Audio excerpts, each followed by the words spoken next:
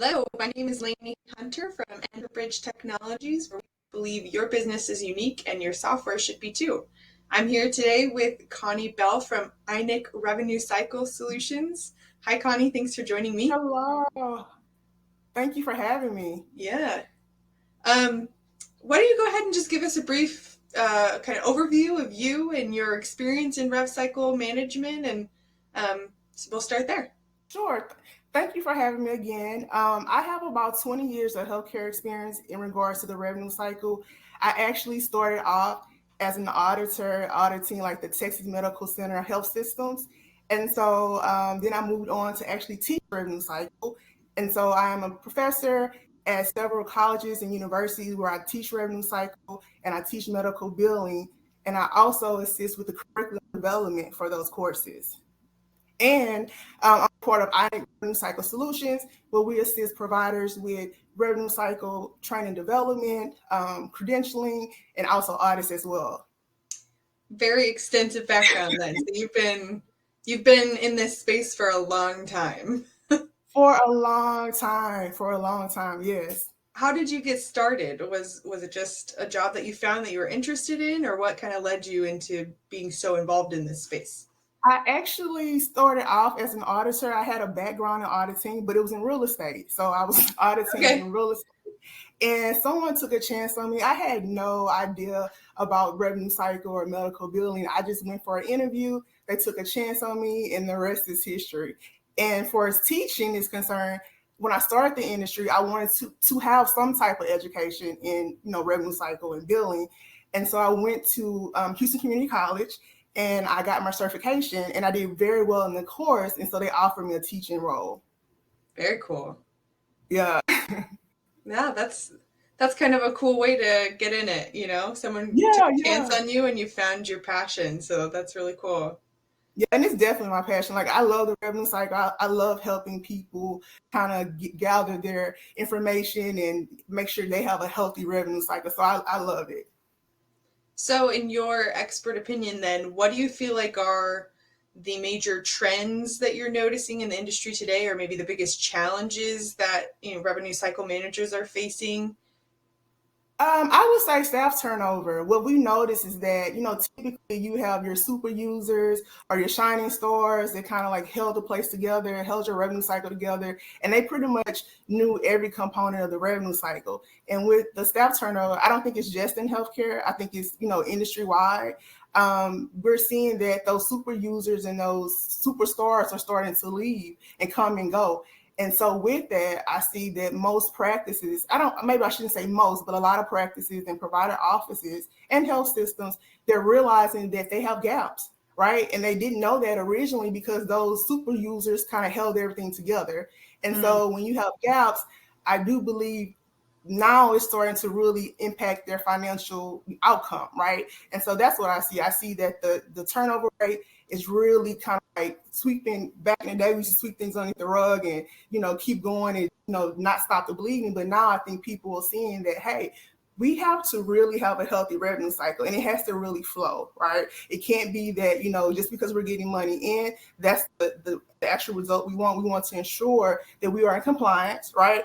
We want to ensure that when we're building out, that we're actually building out correctly. It means nothing if you're bringing in millions of dollars and 2 years down the line, you get an audit and you have to give 2 million back, right? And I think people are starting to see that. Yeah, that makes sense. So, when you say Yeah, super user, you mean someone who's been there forever, kind of has all the info stored in their brain? yeah.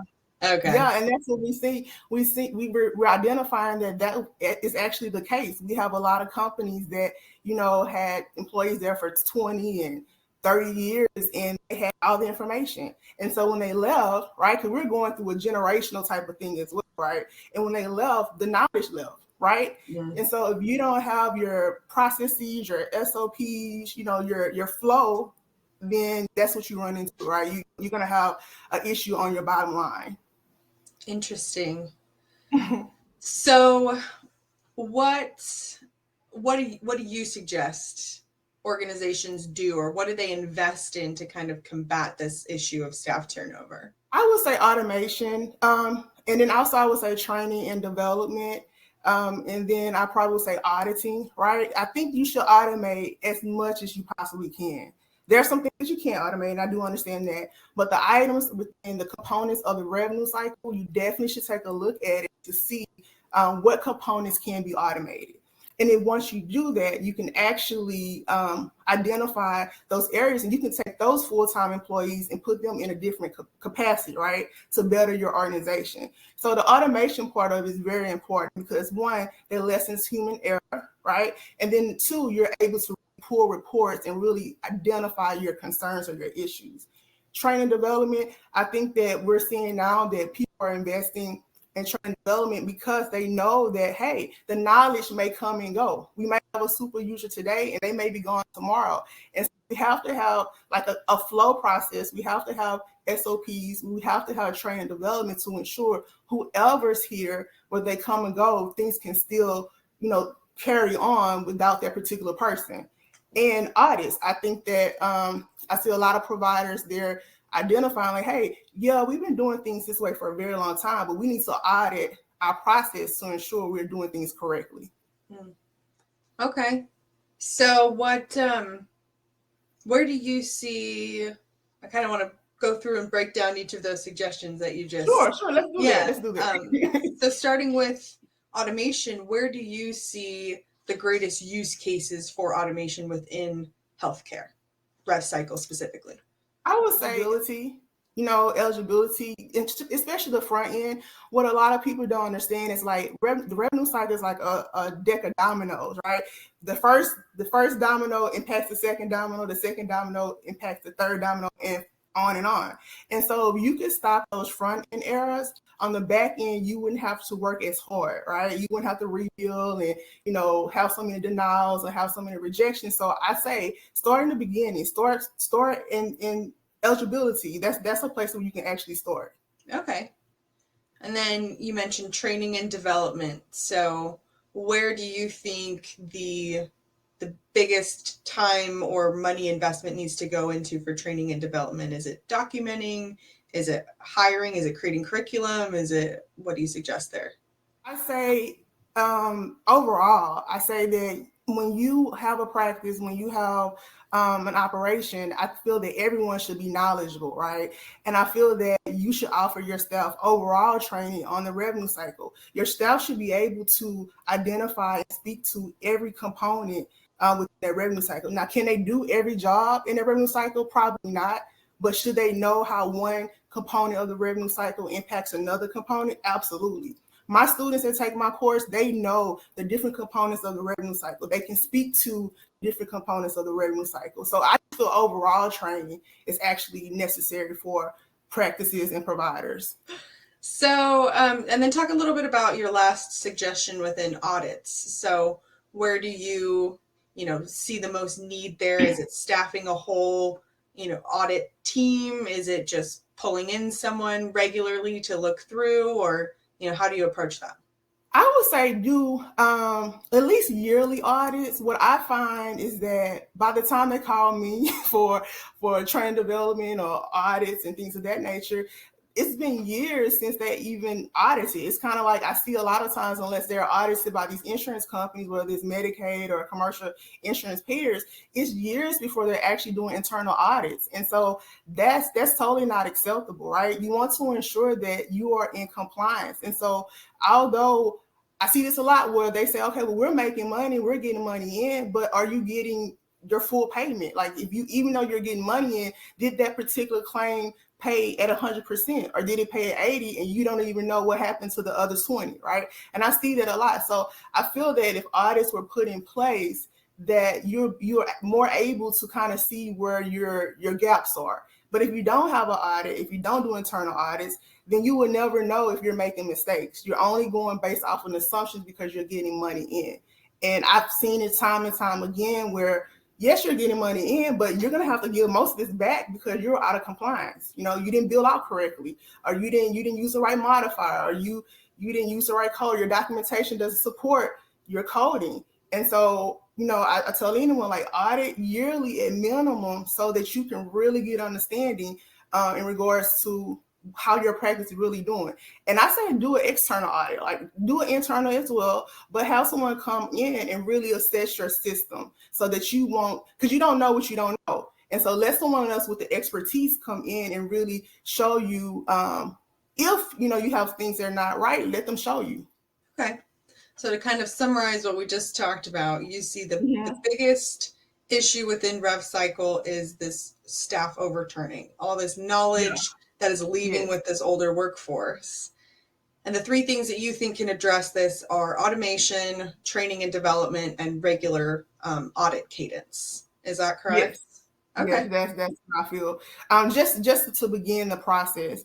And I think that some people may, shy away from automation. Think about the EHR, right? Before it's like a mandate. No, a lot of people ran from EHR. Now they're so excited, like, oh, it's so much easier. Oh, my patient loves my portal. It's now they're glad that EHR was actually mandated and implemented. But before, they were wanting to continue on the T sheets and continue on the paper documentation, and they kind of shied away from that. But and I want to say this as well, whether they're ready for technology, it's coming, right? It's coming. So it's like, go ahead and get 1 foot ahead of the game and get your practice in order so that you can really see if your practice is running properly. Mm-hmm. Okay, so if you were to present a plan to a revenue cycle manager who maybe is really struggling at the moment, right? They just had a bunch of people leave, they're understaffed, they're worried about how to move forward. What is a plan that you would present them with these 3 different steps? Where do they get started? Well, you get started really seeing. I would start with their denials, right? Let's start with your denials. Let's see where you're really, because that's proof in the pudding. I can start there and look at their denials and see what the insurance company is actually saying is going wrong within the practice, right? Then I will look at your documentation and your coding to see if you're documenting properly as well. And then I will look at your payment posting and to see if you're posting your payments accurately. And then you also want to look at your AR follow-up. Are you following up on denials, right? Are you following up on denials? And if not, why? So that's kind of like how I would handle it. And then I'll work my way back to eligibility. Okay. Because if you're not doing eligibility correctly, it will show on your denials because your claims will be denied, right? So that's all kind of work backwards. So maybe if I were to kind of summarize what you just said, and correct me if I'm wrong here, kind of start with an internal audit, right? So you start with your denials, work your way back all the way to eligibility, and then that's where you suggested earlier that you start implementing automation, right? You start at the beginning with eligibility. Right. Then where are you going next with training and documentation, like you mentioned, and then with audits? So if automation is the first step, then what are your next steps? So once you go into automation, like you said, training will be the next scenario. Because here's the thing, I'm on LinkedIn. That's kind of like how we met, actually. I'm on LinkedIn, and I have thousands of followers, and I post polls in regards to like revenue cycle question. Now, these are questions that my students can like spit out just like this, right, after taking my course.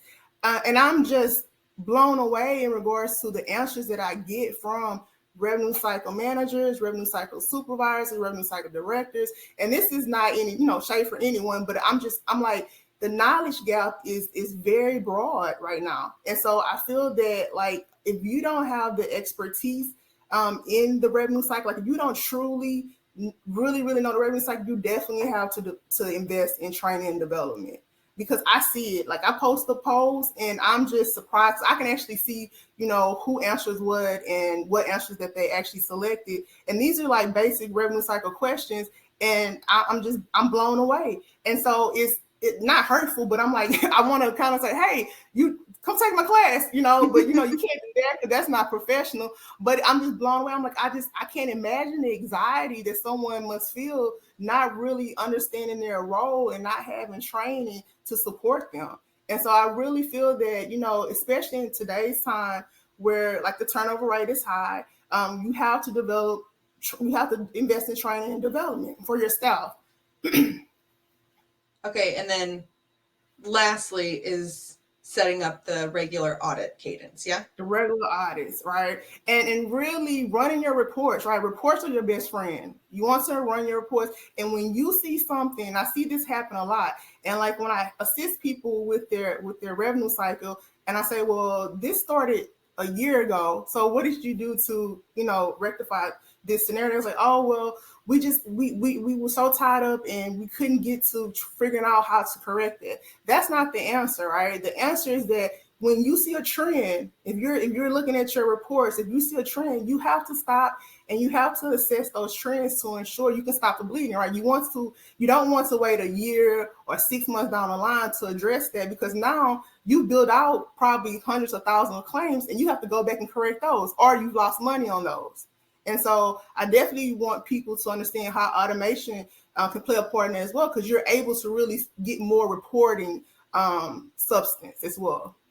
Very cool. All right, that's a pretty actionable plan that you've presented for people, which I think is pretty cool and pretty helpful. So y'all heard it here first from Connie. If you're overwhelmed with your revenue cycle department right now because you had a lot of staff overturn, start with automation, move on to training and development, and then set up those regular audit cadences. We can help you with the first step here at Enterbridge. We have experts in healthcare and the revenue cycle and things that we've automated for past clients, and then you can head over to Connie and talk to her about her curriculum development and training and development things that she can implement at your company, and then figure out how to implement that last step of regular audit cadence. But well, thank you so much, Connie. I felt like that was really helpful and insightful. I'm excited for people to watch this, learn about it, and figure out how to tackle this issue right now. I'm excited as well. So hopefully we'll catch up soon and maybe have another discussion. Yes, I would love to. Thank you so much for joining me today. Thanks everyone for watching, and we'll see you again soon. Thank you.